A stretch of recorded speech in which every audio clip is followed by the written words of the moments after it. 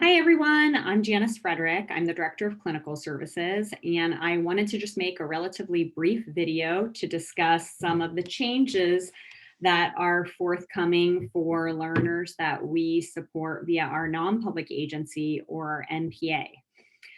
So via our NPA, we provide supports to students that are typically served on public school campuses. Now, of course, over the course of the last year, things have looked a lot different for students in that program. So now for nearly a year, which sometimes I almost gasp when I think about how much time has passed, the learners that we support via our NPA have received our support via a distance education model.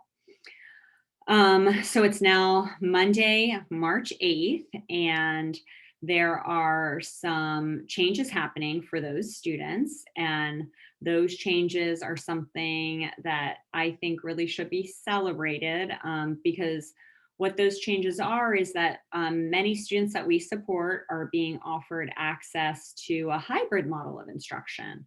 What a hybrid model of instruction means is that students are going to be given the opportunity to attend school on campus for most students 2 days a week, and then they will remain in a distance education program 3 days weekly.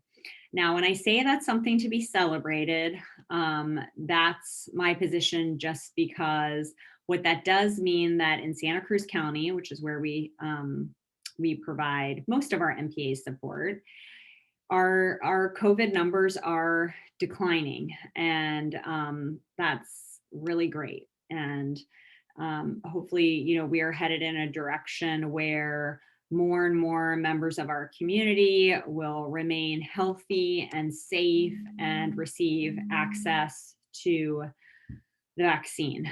But I understand that for, the students that we do support via our NPA, what their program has looked like for a year now has been something very different from what they will be receiving potentially over the course of the next few months. And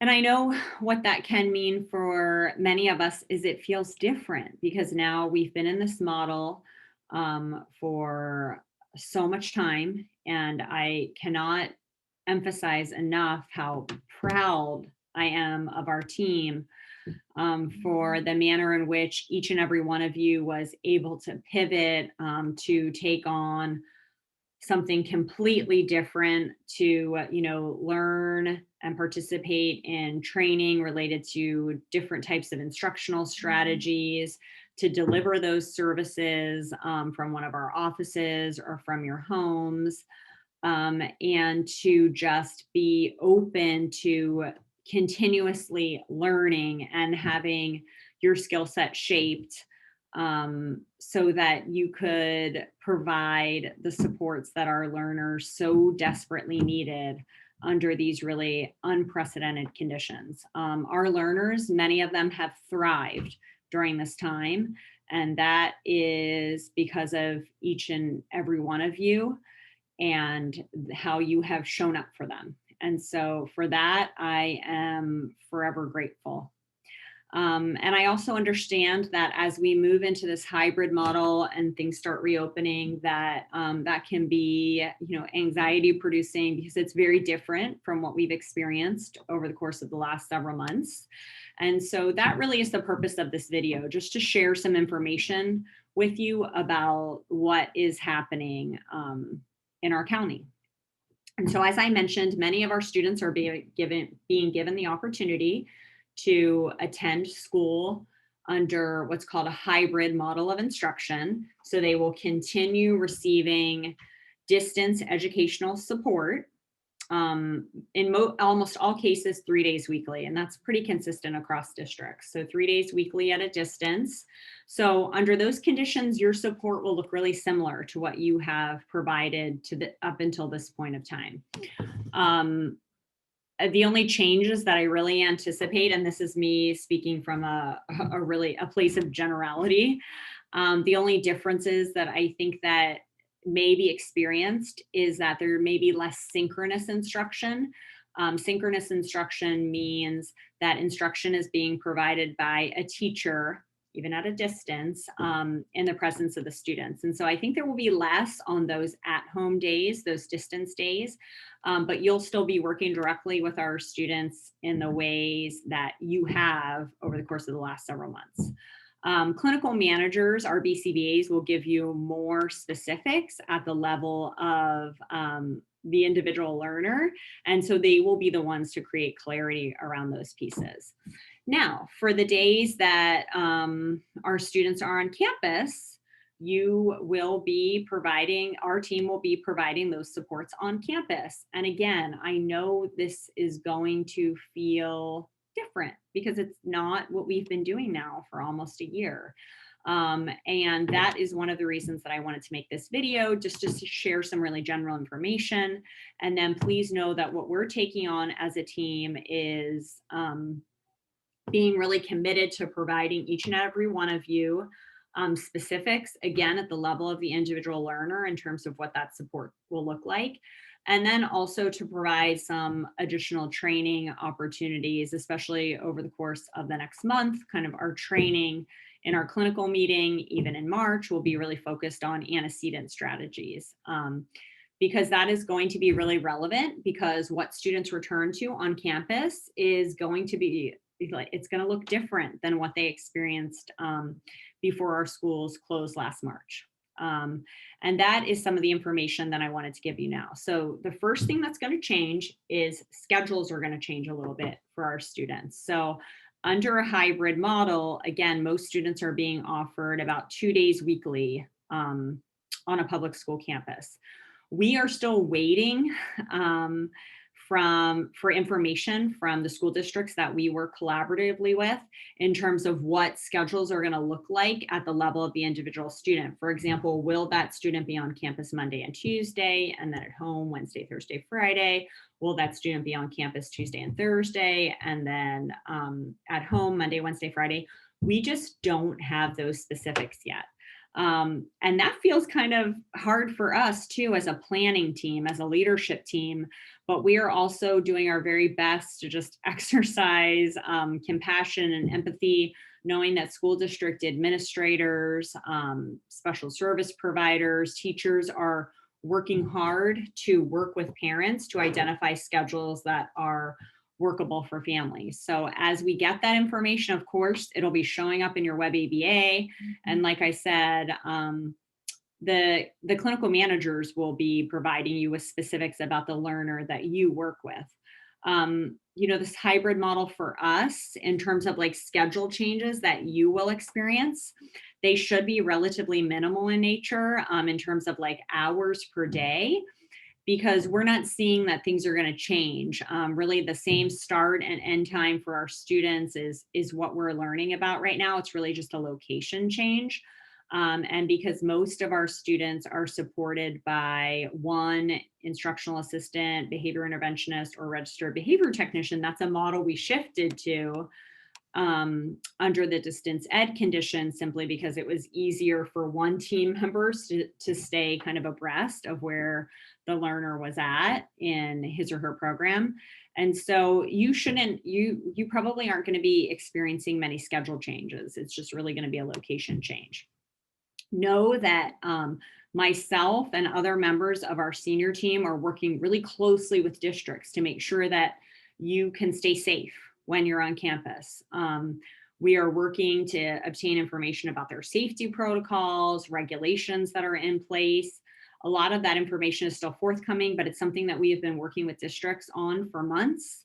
We remain absolutely committed to your safety and the safety of our learners.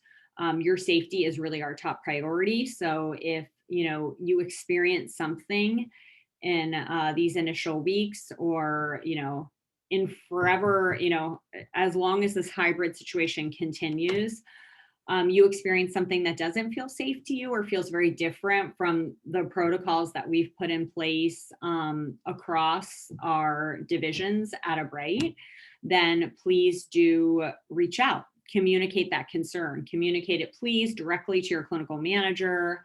And then if you don't feel comfortable like sharing that information with the clinical manager, certainly do not hesitate to reach out to me, and I will make sure to address it and also to pass it along to the individuals that need to have that information. We want to keep you safe. That is our priority. Dr. Robbie has done, she's made several videos and offered several meetings at this point related to how you can get access to the COVID vaccine. If that's something that you are interested in, please do not hesitate to reach out if that's something you're still considering or would like support in, because we do have information available to you. Now, at the level of the individual student or learner, the clinical manager will be providing guidance to you in terms of what things may shift when you're on campus. Things that may shift are, for example, variations in prompting hierarchies. There may be differences or extensions of antecedent, those front-end strategies that we have in place to avoid, undesirable behavior. And so there may be changes there because what we will be experiencing on campus is safety is critical. And so school districts, and again, of course, this is our protocol as well, we're really going to be trying to remain at 6 feet away from the student under almost all cases. We've experienced some students that are part of small cohorts on campuses. We've done some observations, although our team really hasn't been supporting under those situations yet. And districts, I think overall are doing a good job sticking with that guidance.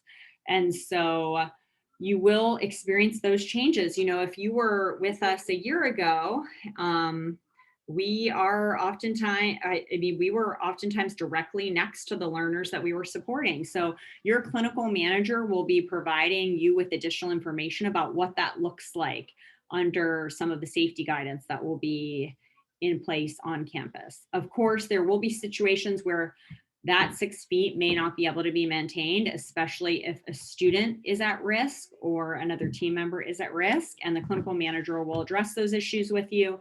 And again, we will be offering additional training to our entire team as well.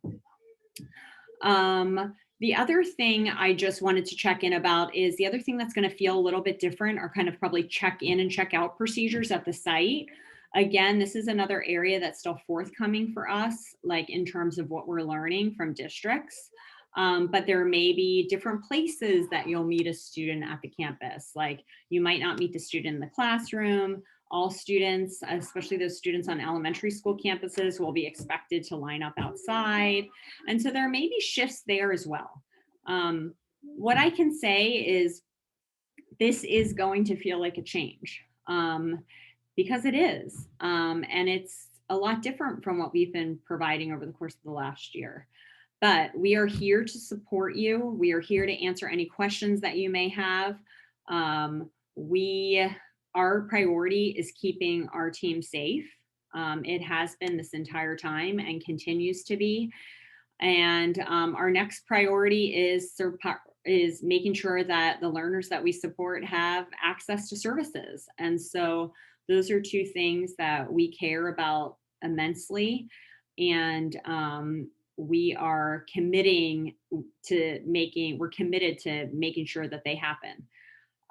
Again, more information will be coming out, but I wanted to share some of this just with you now, knowing that the hybrid model is rolling out. It seems to be moving a bit more quickly now that our county has moved to another tier. And I feel like this is a really positive thing for our students to get to be back on their campuses. And so I hope you feel the same. Again, I am so, so grateful for each and every one of you for what you have done for our learners during this period of time. I just cannot say enough. I literally have no words for what I know this has meant for these learners. You have really, in so many ways, been their lifeline, their connection. And for the majority of them, I just cannot imagine them not having your support over the course of now what's been a year. So thank you. And we will continue to share information as we learn it. Thanks, team.